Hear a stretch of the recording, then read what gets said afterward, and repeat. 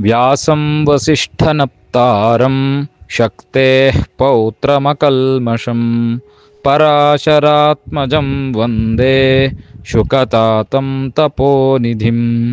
ಈ ಶ್ಲೋಕವು ಗುರುವಿನ ಪರಂಪರೆಯಲ್ಲಿ ಅಗ್ರಗಣ್ಯರಾದಂತಹ ವ್ಯಾಸ ಮಹರ್ಷಿಗಳ ಮಹತ್ವವನ್ನು ಸಾರುವಂತಹದ್ದಾಗಿದೆ.